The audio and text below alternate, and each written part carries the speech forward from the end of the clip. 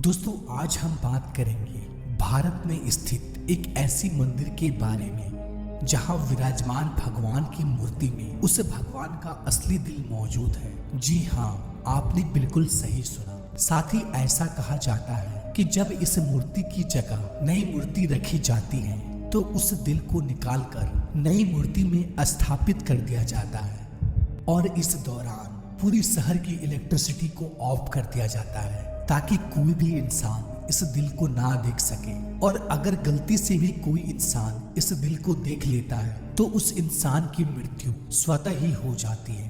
ये भव्य मंदिर है पुरी का भगवान जगन्नाथ का मंदिर। आइए दोस्तों जानते हैं पुरी में स्थित विश्व प्रसिद्ध भगवान जगन्नाथ के रहस्यों के बारे में, जिसे आज तक विज्ञान जगत भी नहीं सुलझा पाया।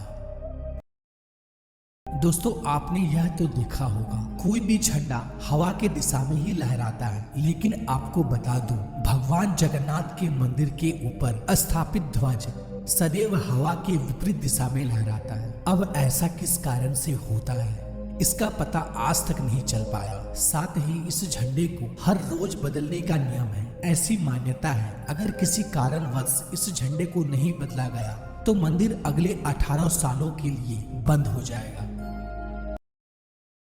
यह मंदिर 4 लाख वर्ग फुट क्षेत्र में फैला हुआ है और इस मुख्य मंदिर की ऊंचाई लगभग 214 फीट है। दोस्तों मंदिर के नीचे खड़े होकर शीर्ष यानी कि गुंबद को देख पाना असंभव है। इस गुंबद की छाया में भी एक राज छुपा हुआ है। यह गुंबद इतना विशाल होने के बावजूद इस गुंबद की परछाई सुबह दोपहर शाम कभी भी जमीन पर नहीं पड़ती।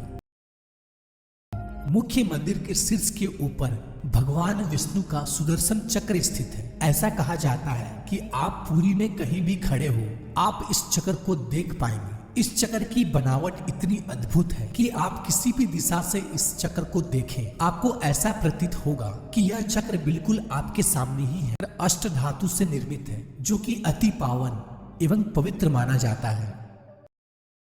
समुद्र पुरी का रहस्य। दोस्तों सामान्यतः किसी भी समुद्र के किनारे हवा समुद्र से जमीन की ओर आती है और शाम के समय इसका विपरीत होता है, लेकिन पुरी में इसका उल्टा होता है। यहाँ पर हवा समुद्र से जमीन की ओर ना जाकर बल्कि जमीन से समुद्र की ओर जाता है।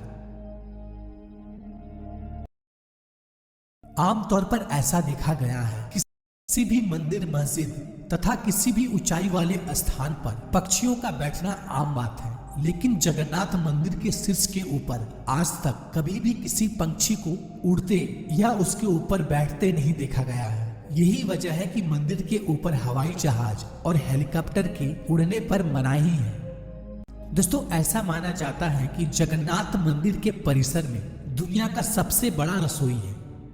इस रसोई में 500 रसोइया और 300 सहकर्मी मिलकर भगवान जगन्नाथ के प्रसाद का निर्माण करता है। इस रसोई से जुड़ा एक रहस्य यह भी है, यहाँ चाहे लाखों भक्त तो क्यों ना आ जाए कभी भी प्रसाद कम नहीं पड़ता, लेकिन संध्या होने पर जैसे ही मंदिर का गेट बंद होने का वक्त होता है प्रसाद अपने आप ही खत्म हो जाता है। यानी कि आज तक यहाँ पर प्रसाद कभी भी व्यर्थ नहीं हुआ है। इसके अलावा मंदिर में जो प्रसाद का निर्माण होता है उसे पुरातत्व काल से प्राचीन विधि से लकड़ियों में ही बनाया जाता है। इस प्रसाद को बनाने में मिट्टी का बर्तन का उपयोग किया जाता है। यह प्रसाद 7 बर्तन में बनाया जाता है। 7 बर्तन को एक के ऊपर एक रखा जाता है और रहस्य वाली बात यह है कि जो बर्तन सबसे ऊपर यानी 7वें नंबर का जो बर्तन होता है उसमें सबसे पहले प्रसाद बनकर तैयार होता है और उसके बाद 6वें, 5वें, चौथे, तीसरे, दूसरे यानी सबसे पहले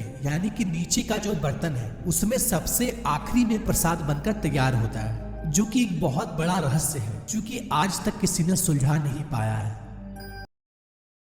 दोस्तों भगवान जगन्नाथ का मंदिर 4 धामों में से एक धाम माना जाता है। दोस्तों मंदिर में प्रवेश करते ही एक सिंह द्वार है।